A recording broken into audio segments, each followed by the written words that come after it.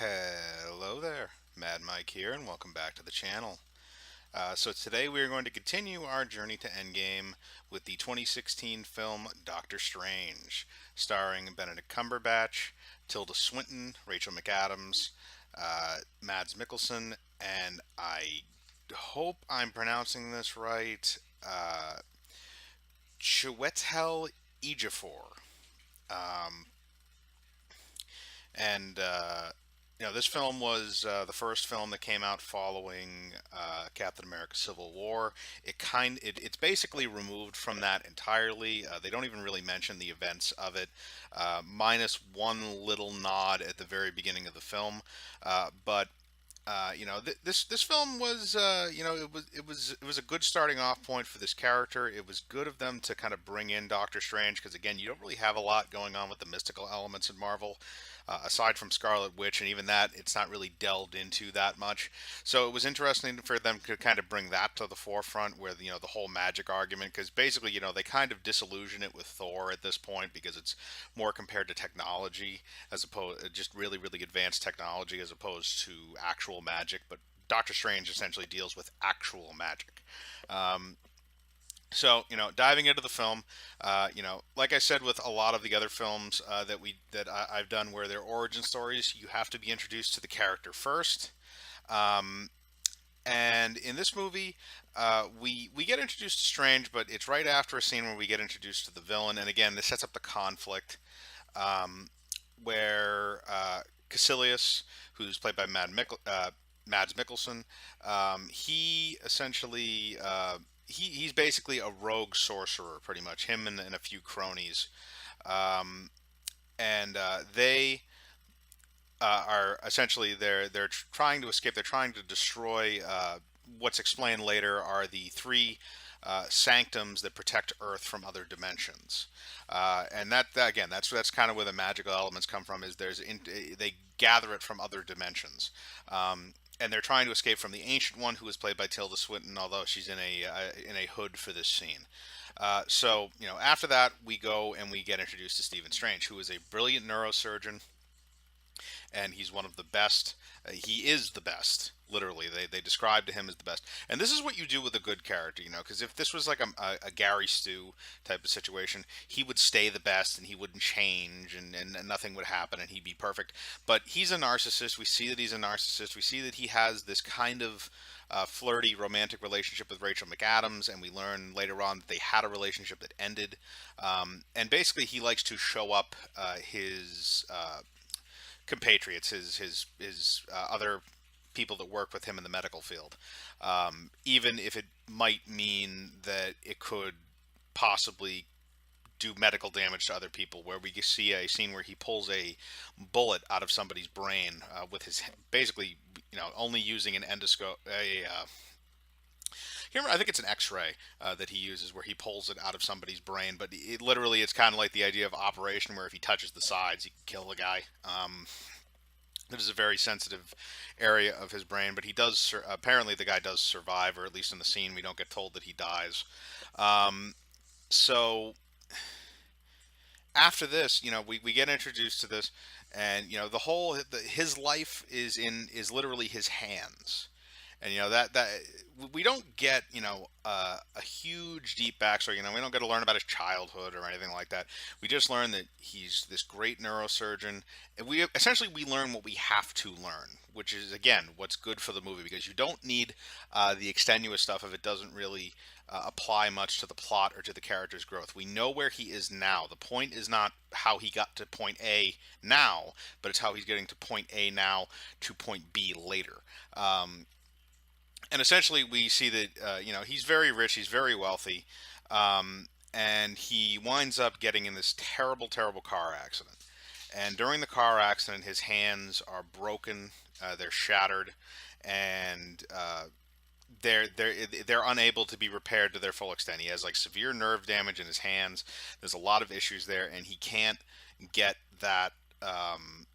He can't get back the motor control that he had before, and he's trying everything medically to do it. And we go through the course of about a year, I think, if I remember right. That's what they mentioned in the film. It's been about a year. He like chases Rachel McAdams out of his life, who she's been trying to support him, and he basically tells her to screw off at some point. That it's all pity and everything like that. And again, it shows that he has a character flaw. But now this thing that was so important to him has been taken away because of his own arrogance, because he was driving like an asshole.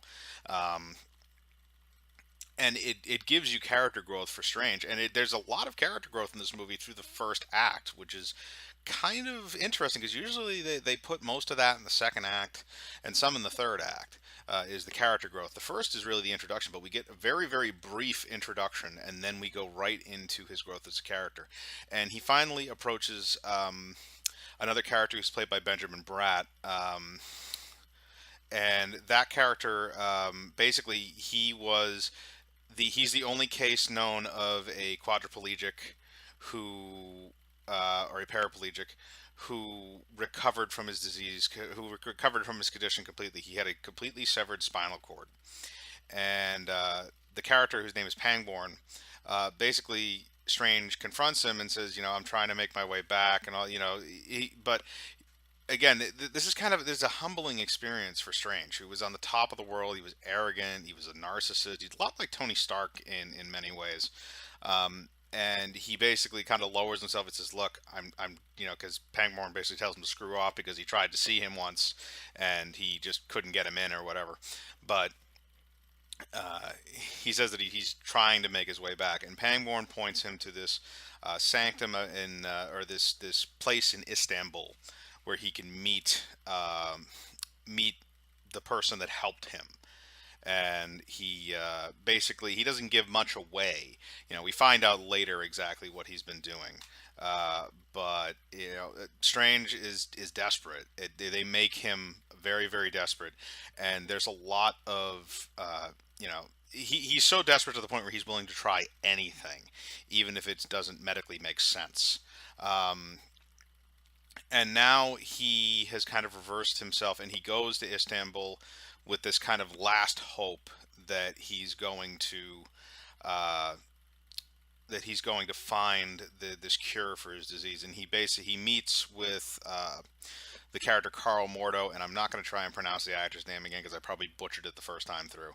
But Carl Mordo and the Ancient One is played by Tilda Swinton. And essentially, in this meeting, he gets kicked out initially, and then he tries to get back in, and eventually they do let him back in again. It's kind of like a back and forth type of thing, a humbling type of thing, and he tries to explain everything scientifically.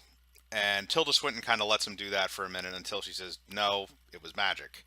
And Strange essentially starts to kind of dissect some things. He drinks some tea, which he thinks that has been laced with psychedelics, but in reality, Tilda Swinton basically pushes him through this kind of weird mirror dimension.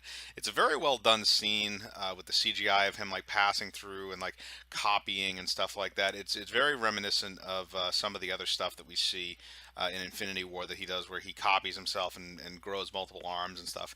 But it it really, really does shape the kind of movie of that mysticism. And then he just comes back and he's right back in the room, and it's great. It's kind of like a jolt for the audience as well. um, and the first thing he says is "teach me." And then we kind of go through, we go through the standard training montage. We go through the montage of him training, and Carl Mordo essentially acts as his uh, mentor slash trainer slash partner, I guess. And basically, things start getting explained to him about how the world works and the sanctums, and how it all comes together, and the threat of Dormammu, who's really the big Doctor Strange villain that's off in the dark dimension. um, and but Strange is one of those types of people where he doesn't want to be bound with the knowledge that he can absorb, because he's going through spell books left and right. He's advancing very quickly because of his intelligence and because of basically he's applying the knowledge he applied in medical school, or the study techniques of just pouring himself into it, um, and he's doing that with magic now. So he's just advancing and advancing and advancing faster and faster and faster, even though he's not very strong. at least at the near the beginning of the film, he's not that formidable. He goes he's advancing faster than most people would because of his tenacity, and we get to see that he doesn't want to be limited by what he can study, because there's books in the uh, great library at the Sanctum where he can't they won't let him read them because they're advanced techniques and they're only entrusted to certain people. And he basically goes behind their backs and he learns how to use this thing called the Eye of Agamotto, which we find out later is actually the Time Stone, the Infinity Stone. And it's also the one that Thanos uses is to kill Vision and get his stone in Infinity War. But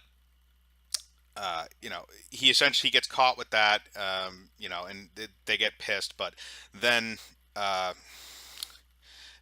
Mads Mikkelsen shows up and destroys the London Sanctum. And there's three sanctums. There's one in New York, which is the one that Strange will eventually inhabit. One in London and one in Hong Kong, and they're supposed to work. Like I said, they're supposed to work in conjunction. So the one in London is hit, and the people that were guarding it were killed, and the building itself was pretty much destroyed. Then after that happens, the New York one is attacked while Strange is there. And Strange, they go through this action scene where Strange fights off these guys. There's a lot of magical stuff involved. I'm not going to get too deep into it because it's just baseless details. But he gets involved, and he has this interesting little thing where he goes through a portal. He's been stabbed with this. It looks like almost like an air spear. I can't exactly describe it that well, but basically he goes the only place that he can think of where he can get patched up is he tries to go to uh, Rachel McAdams. He opens a portal to go to her, and she goes there. She fixes him up, and then he goes into the astral plane for a little while. He technically dies, and then he goes into the astral plane to fight off some of uh, the men from Mads Mikkelsen from Calcius, uh, or Calicius. He fights them off in order to save her. And again, this is kind of his character development where he's becoming more and more selfless. And then he goes back, and there's a really, really good scene between him and Carl Morton where they're congratulating him. He essentially he staves off the attack. And also during the scene, he gets his trademark cape, which is alive, which is a cape of levitation, which explains how he can fly. But there's a scene with him and Carl Morto and Matt. I can't remember if Tilda Swinton's there as well, but they're essentially congratulating him, and he's like, "No, why are you congratulating? I killed people. That's horrible. I don't want to do this. I don't want to kill people. There's no point in killing people." And Mordo is essentially almost like, "This is a war. We have to kill people." Whereas Strange is, he's a doctor, he's a pacifist, he's supposed to value life, and you understand his standpoint more in this situation where Carl Mordo is just like, kill, kill, kill, they all need to die, instead of Strange is more or less on the side of, look, we need to protect ourselves, that's one thing, but we shouldn't be happy about murdering people. That's not supposed to be the way. And it's an interesting clash of ideas, which leads to kind of their split at the end of the film, and what will probably be the setup for Doctor Strange 2, with Mordo turning on them. But this scene is really it's an establishment for Doctor Strange, and they also make him in the scene. They make him the guardian of the New York Sanctum, which is the sanctum that is in Greenwich Village. Now, uh, this also leads into what eventually becomes the final battle, where now that Calcius has not he hasn't managed to destroy the New York Sanctum, but he has destroyed the London Sanctum, and now he's going to go after the Hong Kong Sanctum. And once he destroys the connection to that, which actually he destroyed the New York connection, but after he destroys the Hong Kong connection, he can open up the dark dimension, which has Dormammu, and he feeds off of its power. Essentially, he's connected to it. And this also leads to the Ancient One getting killed, um, during her battle with Calcius. Now, or Calicius. So the scene that immediately followed, the action in this movie is fairly constant, and I like that. It's very fast moving, and you kind of need to do that in a superhero film these days because people don't want to dwell too much on some things. But basically, Strange is able to decipher that the Ancient One is drawing power from the Dark Dimension to sustain her life because she's essentially undying. She's 1,000 years old. That's why they call her the Ancient One. And they make it so that basically, Carl Mordo is horrified by it, and Doctor Strange, and basically, when Calicius shows up, they go and they fight him. They go through a bunch of portals and stuff, and they travel through dimensions. But Calcius or Calicius, I don't know why I keep saying that name wrong. He eventually is able to deal a mortal blow on the Ancient One, and she falls from a building and hits pavement, and she winds up dying.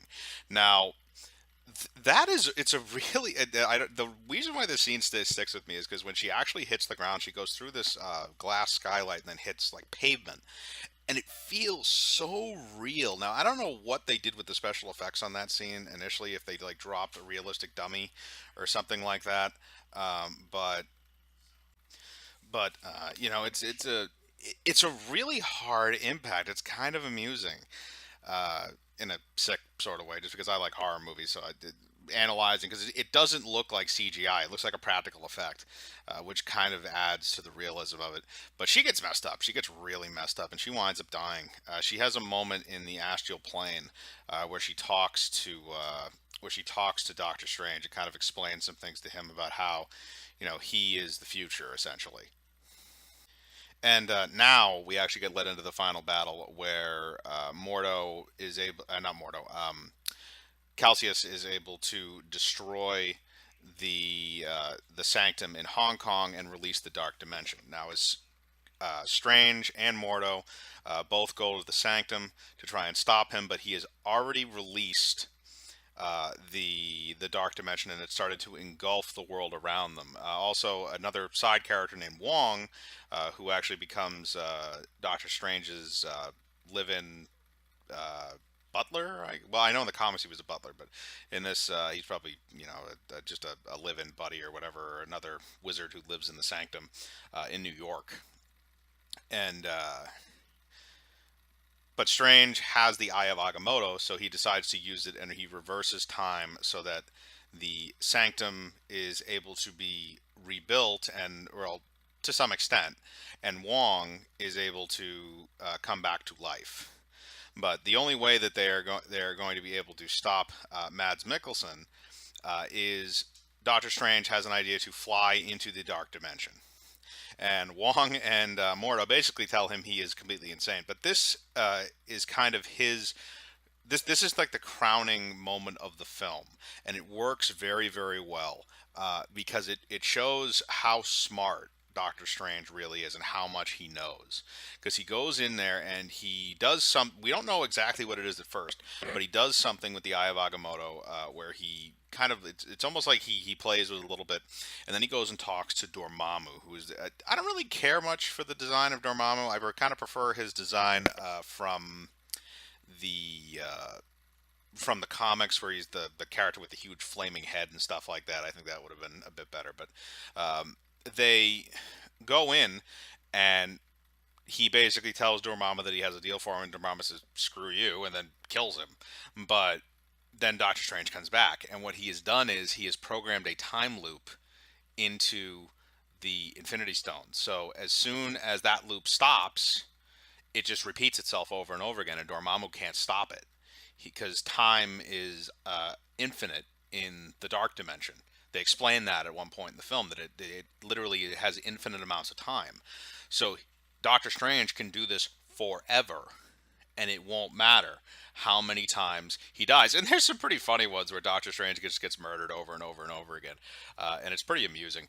But he eventually gives in and says, "Okay, I'll pull everything back, and I won't come into the dimension again." And this is the moment in the film where Strange is able to use his intelligence, and he beats him not because he is stronger, but because he is smarter. And that's in the end what Doctor Strange's power is. And we see it again in Infinity War too, where he says, you know, there was only one way out of all the ways that he could find that uh, they could beat Thanos. Um, but at the end of the film, Strange becomes the uh, caretaker of the New York Sanctum officially.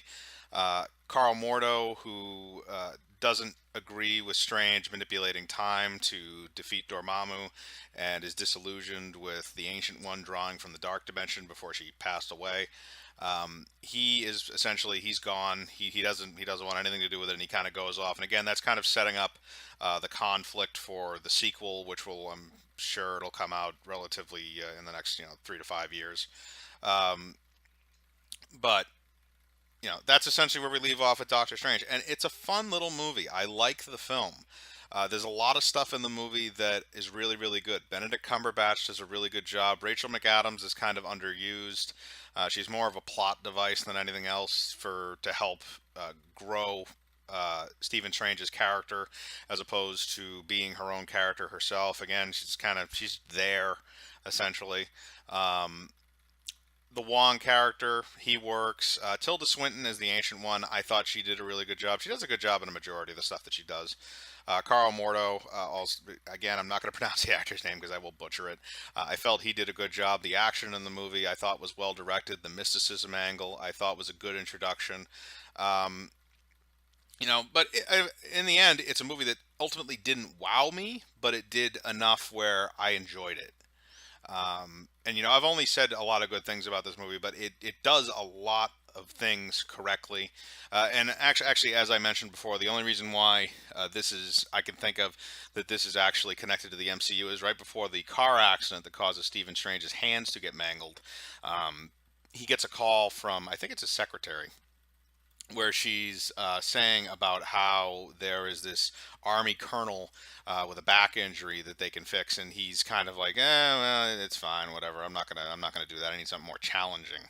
And they're talking about Colonel Rhodes from Civil War getting shot down by Vision. That's the only tie into the MCU that I can really see in this film. Um, but if I am going to give this film a ranking, or to rate this film, I would have to give it 7.4 interdimensional acid trips What did you just do to me? I pushed your astral form out of your physical form. What's in that tea? Psilocybin? LSD? out of 10. So once again, thank you for listening in. Next time we will go into Guardians of the Galaxy Volume 2, which came out in the early part of 2017. Um, as usual, returning cast obviously have Chris Pratt, Dave Bautista, Zoe Saldana, Bradley Cooper, Vin Diesel, uh, Michael Rooker, and introducing some of your, well, actually, I can't remember, and introducing Kurt Russell as Egon, or not Egon, Ego. So we will continue with that movie next time. Remember, if you have any thoughts, please leave them in the comment section. Leave a like on the video, hit the bell for notifications, subscribe, and remember, I live my life free of compromise. Do you?